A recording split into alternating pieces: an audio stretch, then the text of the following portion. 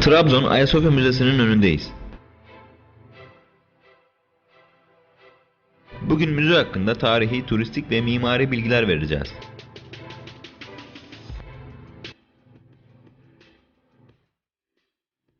Komnenos Hanedanı 1202 yılından 1461 yılına kadar varlığını sürdürmüş. Kral Manuel Komnenos 1238 ile 1263 yılları arasında hüküm sürmüş. Semte adını veren Ayasofya Kilisesi 1. Manuel Komnenos'un krallığı döneminde yapılmıştır. Yapılış tarihi 1240 ile 1250 yılları arasında ama daha önce de aynı yerde Roma tanrısı Apollo adına yapılmış bir tapınak, daha da eski dönemde hala kalıntıları mevcut olan şapel bulunuyordu.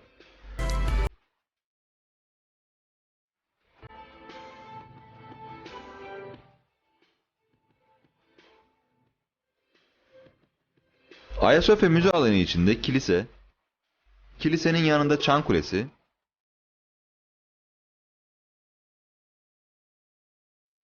bahçede Hristiyan ve Osmanlı mezar taşları ve kazılarda bulunup daha sonra buraya getirilen kalıntılar bulunuyor.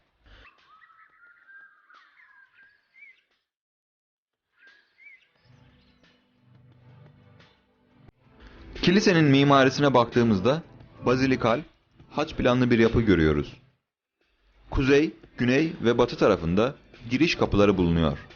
Ve batı tarafı bir narteks eklenerek daha uzun tutulmuş ve haç görünümü verilmiş.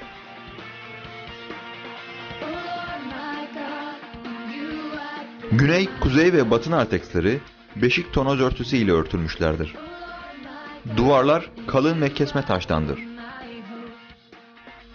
Doğu kısmında 5 pencere, güney kısmında 6, kuzey kısmında 6, batısında ise bir pencere ile aydınlanıyor.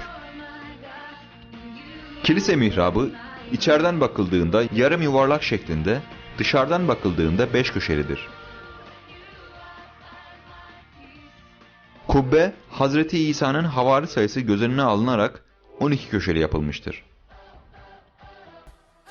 Karma mimarisiyle dünyada eşi olmayan Ayasofya'nın kubbe kasnağı Kafkas stilinde, kubbesi Gürcü stilinde yapılmıştır. Dış duvarlarda Selçuklu rozet motifleri vardır. Güney girişi yapının en görkemli ve süslü bölümüdür. Girişin en üstünde kilit taşı vardır. Kilit taşında doğuya bakan tek başlı kartal motifi bulunuyor. Bu amblem Komnenos Hanedanı'nın devlet amblemidir. Kilit taşının hemen altında kuyrukları birbirine geçmiş doğuya ve batıya bakan iki güvercin var ki bu Hristiyan inancında kutsal ruhu temsil eder. Güvercinlerin iki yanında ise yıldız ve hilal bulunan iki kare, güneş ve ayı yani iyiliği ve kötülüğü simgeliyor. Karelerin altında antik çağ hayvan motifleri ve geyik motifleri bulunuyor. Geyik ise ölümsüzlüğün simgesidir. Kemerde Hristiyan inancına göre kutsal kabul edilen üzüm yaprakları vardır ve simetrik olarak işlenmiştir. Friz üzerindeki kabartma figürler Adem ve Havva'nın yaratılışı ve cennetten kovulma hikayesini anlatır.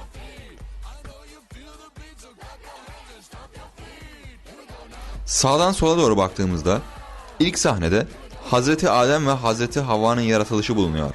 Daha sonraki sahneler Adem ve çevresindeki bahçe, Adem'in uyuması ve Havva'nın yaratılışı, Havva'nın elma yemesi ve Adem'e de yedirmesi, incir yaprakları, yasaklanmış ağaçtan yedikleri için cennetten kovulma, Adem ve Havva'nın çocukları Habil ve Kabil vardır.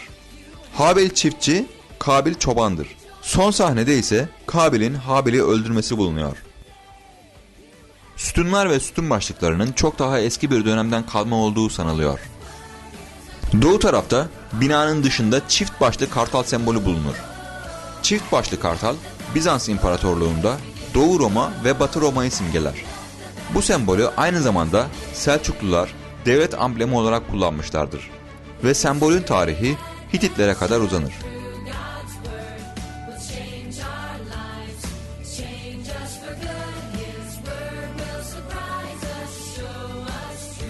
Yine aynı duvarda daha altta kesici aletlerle çizilmiş gemi motifleri var. Gemi motifleri çeşitli Akdeniz uygarlıklarına ve limanı ziyaret eden gemilere aittir. Tarih olarak 1400 ile 1700 yıllar arasında gösteriliyor.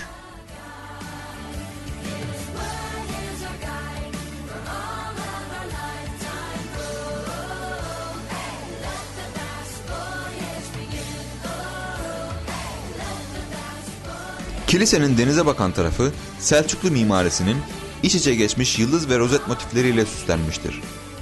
Aynı tipte süslemeler batı cephesinde de var.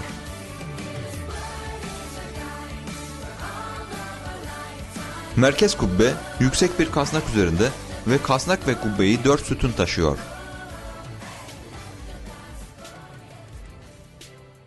Kubbenin tam altında kilisenin orta bölümü 6 değişik türde kesilmiş mermerlerle yapılmış renkli mozaik döşemeyle kaplı. Kilisenin doğu tarafı kapalı ve 3 apsisle çevrelenmiş. Ana apsis ve yanlarda odalar bulunuyor. Kuzeydeki bölümde ayin hazırlıkları yapılır ve bu odaya protesis denir. Güneydeki odada dini törenlerde kullanılacak eşyalar, papazların giysileri, kutsal ekmek ve şarap kabı bulunur. Bu odaya diakonikon denir. Bu demir merdivenle çıkılan bölüm depo olarak kullanılıyordu.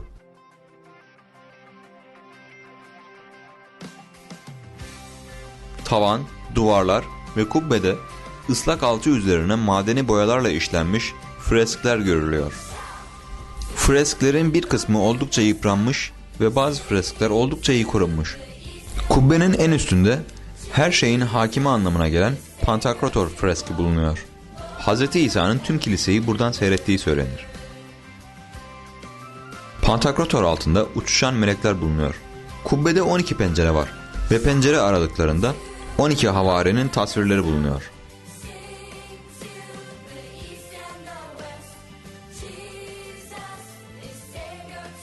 Pandantiflerde Hz. İsa'nın doğumu, Hz. İsa'nın çarmıha gerilmesi, Hz. İsa'nın ölüler ülkesine inişi, Hz. İsa'nın vaftizi bulunuyor. Doğu apsis üst köşe planında yani mihrabın üstünde Hz. Meryem ve Hz. İsa, İsa'nın göğe yükselişi, kutsanan havariler, balık tutma mucizesi,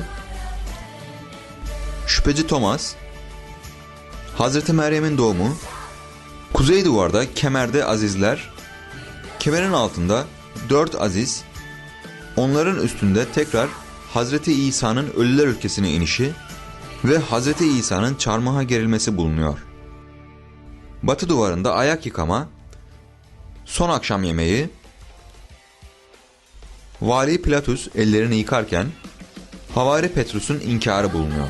Kuzey dış nartekste Hz. Yakup'un rüyası, Aziz George'a işkence edilmesi, 8 asker aziz, yeni Hristiyanların vaftizi, Hz. İsa'nın soy ağacı, havariler yeryüzünde vaaz ederken işlenmiştir. Batı giriş narteksi içindeyiz. Hristiyan olmayanlar ancak bu bölüme kadar girebiliyordu. Batı nartekste, kemerde Hz. Meryem'e müjde, kemerin kuzey altında koruyucu Hz. Meryem,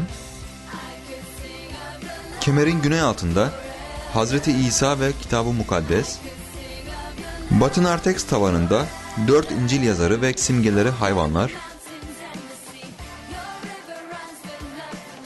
Hz. İsa'nın vaftizi, doğuştan görmeyen birinin gözlerinin açılması, bilginler arasındaki çocuk İsa, Hz. İsa'nın ilk mucizesi suyun şaraba dönmesi, şeytana tutsak olmuş çocuğun iyileştirilmesi, şifalı havuz ve kötürüm adamın iyileştirilmesi, Hz. İsa'nın su üstünde yürümesi ve yanında Hz. İsa'nın fırtınayı dindirmesi, Havari Petrus'un kaynanasını iyileştirmesi, Hz. Meryem ve vaftizci Yahya'nın Hz. İsa'dan rahmet dilemesi, kuzey ve güney kemerde 6 aziz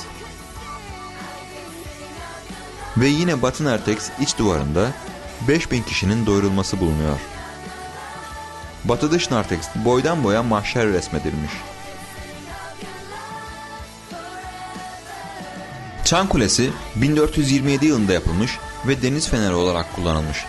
Çan Kulesi'nin müzeye bakan tarafında mihrabı andıran çıkıntının altında şu anda silinmiş olan bir sahne vardır.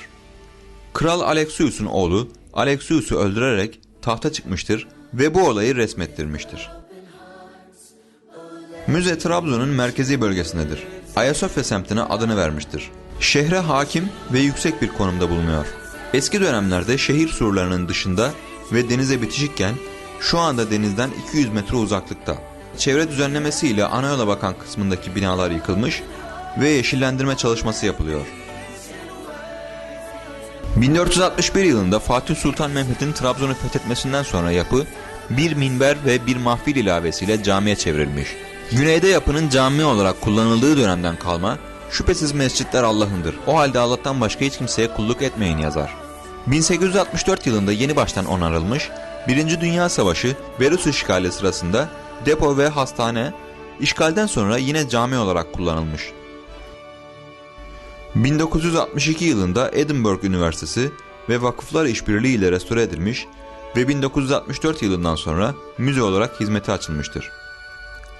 Her yıl yaklaşık 700 bin kişi Ayasofya Müzesi'ni ziyaret ediyor.